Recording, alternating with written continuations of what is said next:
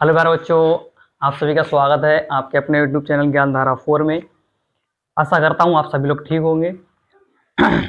अभी हमने पढ़ा था इसी में फर्स्ट चैप्टर चल रहा है 9th क्लास का संख्या पद्धति।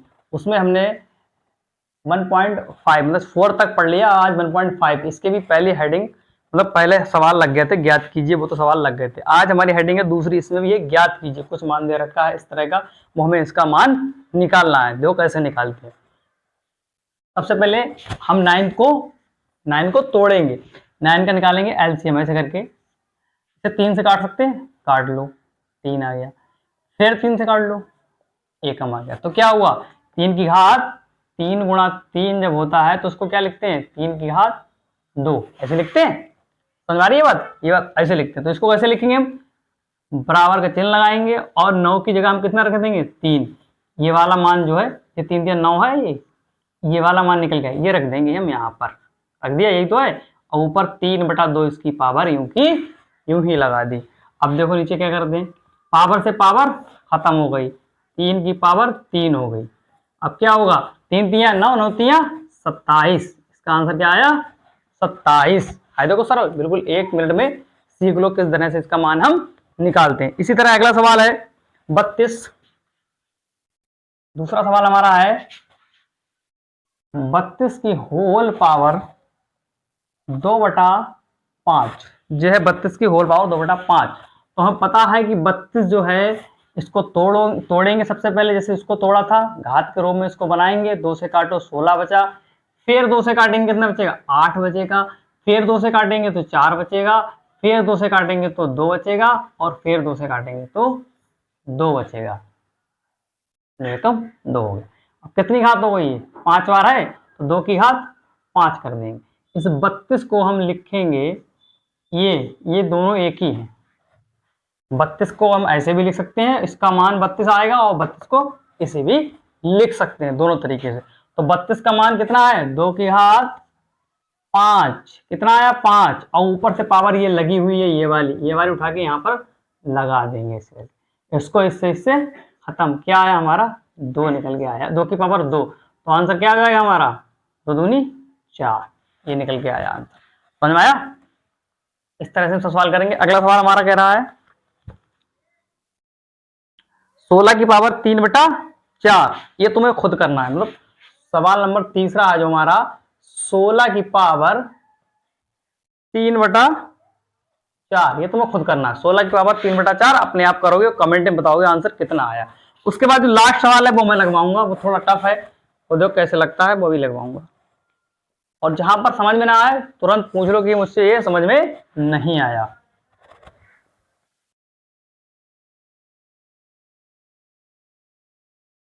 लास्ट सवाल जो है हमारा 5वां, चौथा है, नहीं हाँ चौथा है। क्या है, 125 की पावर -1/3। अब जी क्या है, -1/3 है। अब इसको कैसे हल करेंगे, जब जो माइनस का चिन्ह लगा है उसे तो वैसे ही रहने देंगे। इसमें तुम थोड़े भ्रमित हो कैसे करें इसको। तो अभी हम बताते हैं किस तरह के इसको हल करेंगे। जब माइनस का चिन्ह आ जाता है तो क्या करते हैं, देखो सबसे पहले हम 25 को तोड़ेंगे, ठीक है। 25 जब तोड़ेंगे तो 125, इसको किससे काटेंगे, सिर्फ 5 से कटेगा। जिससे लास्ट में 5 होता है वो सिर्फ 5 से ही कटता है, ये बात भी ध्यान रखो। लासा मासापा अच्छे से खूब लिखो, जो तुम्हें काटने का तरीका आ जाए। सबसे पहले इसको हम 5 से काटेंगे तो कितना हो गया हमारा, 2 10 बचे 2 हो गए, 25 पचम 25। फिर इसको 5 से काट दो, 5 आ गया। फिर इसको 5 से काट दो, 5 एकम 5, ये बन गया 3 का जोड़ा। तो हम 5 की पावर 3, 5 की पावर 3 और माइनस की 1/3 हमारी पहले से ही है। समझ में आई। अब पावर से पावर को हम खत्म कर देंगे, तो हमारे पास क्या बचा, 5 की पावर -1 बचा। ये बचा नहीं बचा, आंसर ये भी ठीक है। और आंसर अब इसके आगे क्या करते हैं, अगर माइनस चिन्ह आ जाए ऊपर, पावर माइनस में हो तो क्या करते हैं, तो उसको क्या करेंगे, सबसे पहले करेंगे यहाँ पर 1/5। अब इसकी पावर कैसे होगी, प्लस की। कोई चीज नीचे से ऊपर जाती है तो प्लस की हो जाती है, और ऊपर से नीचे आती है माइनस की हो तो प्लस की हो जाती है, ठीक है। दोनों बातें हैं, इधर से ऊपर जाएगी अगर माइनस का हो तो प्लस का हो जाएगा, अगर उधर से नीचे आएगा माइनस का तो प्लस का हो जाएगा, उल्टा हो जाता है। ठीक, लग गया यहां तक सबका सवाल, अच्छे समझ में आया होगा सबको। और इसके बाद अगली हेडिंग और है सरल कीजिए। और इसके बाद जो हेडिंग है सरल कीजिए। हेडिंग नंबर 3 हमारी है सरल कीजिए। सवाल नंबर पहला इसमें है हमारा 2 की पावर 2/3 पॉइंट लगा है, 2 की पावर 1/5, यही तो है। अब ये बताओ जब पावर गुणा में होती है तो उनका क्या होता है? जब पावर हमारी गुणा में होती है मतलब आधार उनका एक जैसा हो, इसे बोलते हैं नीचे वाले को आधार, और इसको बोलते हैं पावर। आधार उनका एक जैसा हो तो पावर आपस में क्या हो जाती है? जुड़ जाती है। तो इसको क्या करेंगे? 2 की पावर, इन दोनों में से एक आधार को हम लिख लेंगे, लिख लिया यहाँ पर, और 2/3 प्लस 1/5 ये हमारी पावर है इस पर। अब इनको जोड़ देंगे, बहुत सिंपल है। ये क्या बन गई? एक फ्रैक्शन बन गई। फ्रैक्शन तुमको आती होंगी, 8वीं क्लास में पढ़ी होगी। तो क्या करेंगे हम?